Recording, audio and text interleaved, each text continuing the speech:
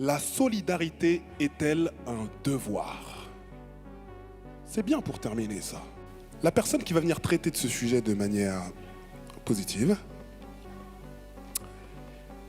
est déjà le cadet de la compétition, 19 ans.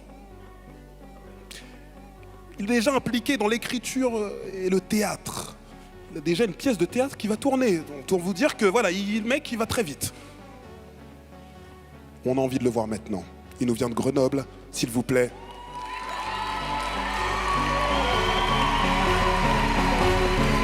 Du bruit pour Mathis Druel, s'il vous plaît.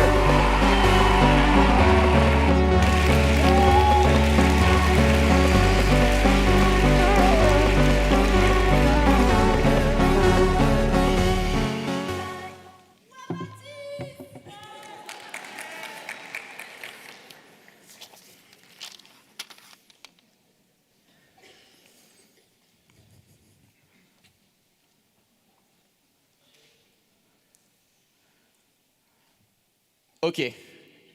Eloquentia m'a demandé de faire un discours simple. Parce que j'ai à vous dire des choses simples. Parce que vous êtes trop... Ok. Simple, basique. Basique, ok. Vous n'avez pas le droit de ne pas aider quelqu'un qui se noie. Simple, on paye tous des impôts pour aider à vivre ceux qui ne le peuvent pas. Basique, on peut être condamné pour non-assistance à personne en danger. Simple, la solidarité est un devoir. Ouais, tout cela n'est qu'évidence. Basique.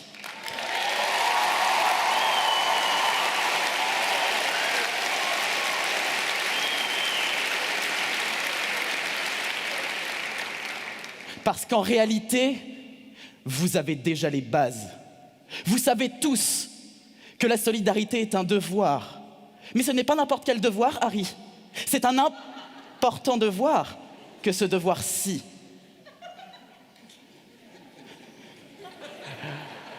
Car franchement, personne n'oserait dire que la solidarité est un gros mot, que l'on n'oserait guère prononcer, de peur de regretter bougrement de s'être agrippé à ce grinçant devoir de solidarité. Parce que vous savez tous que si quelqu'un meurt ou se fait agresser devant vous, vous devez lui porter assistance.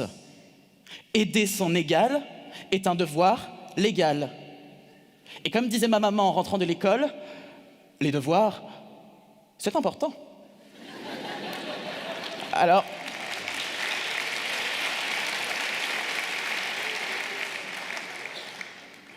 vous savez déjà tout cela. Vous savez que si quelqu'un se fait agresser, et plutôt que de l'aider, vous préférez prendre la fuite, la justice est censée vous rattraper. Qu'importe si vous courez vite.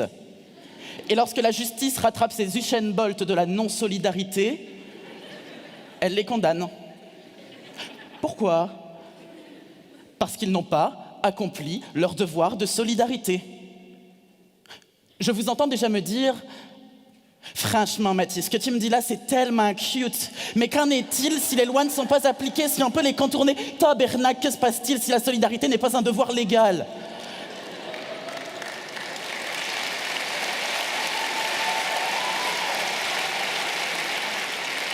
Alors, déjà, très bel accent québécois. Et ensuite, laissez-moi vous raconter une histoire. Nous sommes le 19 mai 2017. Nous sommes à Grenoble et nous suivons Camille. Camille rentre des cours accompagnée de son copain. Autour d'eux, tout va bien. Les rues dans lesquelles ils déambulent accueillent à bras ouverts le printemps. Alors il y a son copain, qui comme moi aujourd'hui est un petit peu fébrile. Il y a tous ces arbres qui, comme moi, sont complètement bourgeonnants. Et puis dans ces arbres, il y a des pinsons qui, comme moi, sont complètement gais.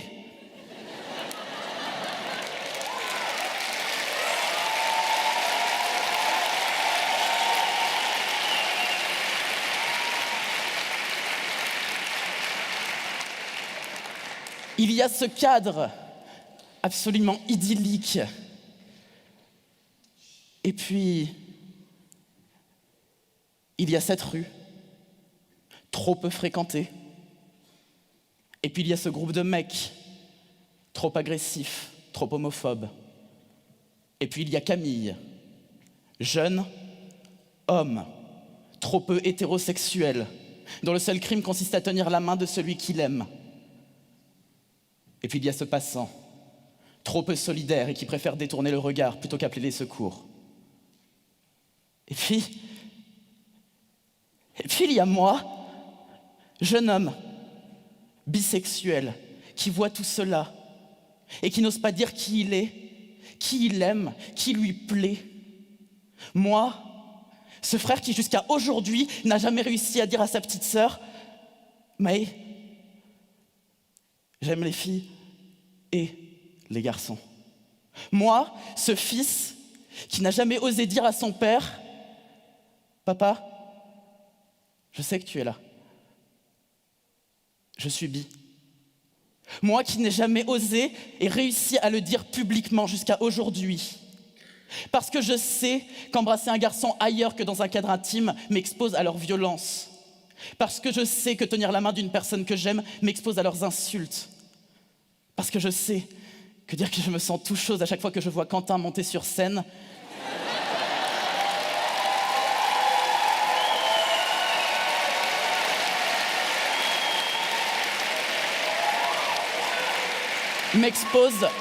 m'expose à votre rejet.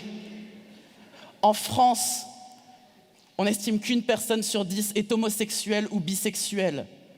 Ce qui veut dire que statistiquement, vous avez tous un cousin gay. Et si vous n'avez pas de cousin gay, c'est que c'est toi le cousin gay.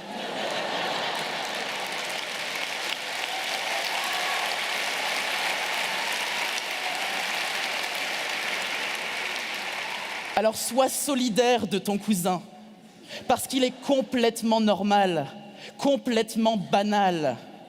Parce que ne pas être solidaire avec lui en laissant les homophobes agir, c'est nier une part de son identité, c'est nier ses droits et ses libertés fondamentales. Mathilde, c'est nier toute possibilité pour lui d'être heureux avec celui qu'il aime. Nous n'avons pas le droit de laisser faire cela. C'est valable pour l'homophobie, mais pour toute autre forme de haine, le racisme, le sexisme, l'antisémitisme, la transphobie, toutes ces haines face auxquelles nous devons être solidaires. Parce que Camille aurait tout aussi bien pu être une femme, être noire, être juif, être trans. Le message est le même. Nous devons être solidaires avec Camille. Nous devons être solidaires avec toutes ces Camilles qui n'ont rien fait d'autre qu'exister. Nous n'avons pas le droit de les laisser devenir l'ombre de nos mains, l'ombre de nos ombres, l'ombre de nos chiens. Que leur droit ne soit pas la chaise sur laquelle tu t'assois, ou moins que ça. Car oui, l'homophobie, le racisme et toutes ces haines sont des délits. C'est un devoir légal que d'être solidaire. Mais bien plus encore que ceci, tu n'as pas le droit de te la jouer solitaire lorsque quelqu'un est en danger. Lorsque quelqu'un se fait agresser, c'est ton devoir que de l'aider, de faire preuve de solidarité. Si tu n'es pas gay et que tu rames, que tu ne sais dans quoi t'embarquer pour assurer l'égalité de tous ces gays-alités par leur peur, je te donne une tâche à accomplir pour sortir de ta torpeur. Élève ta voix. Élève ta voix au quotidien, auprès de proches et auprès d'inconnus. Élève ta voix pour défendre ceux qui ne le peuvent pas. Élève ta voix afin que la honte change de camp. Si tu accomplis cela, si tu accomplis ton devoir de solidarité, tu accompliras ton devoir légal, ton devoir moral, et nous serons beaucoup à tout te devoir. Et enfin, si tu fais tout cela, cela fera plaisir à ma maman. Car n'oublie pas, la solidarité est un devoir simple. Et les devoirs, c'est important, basique.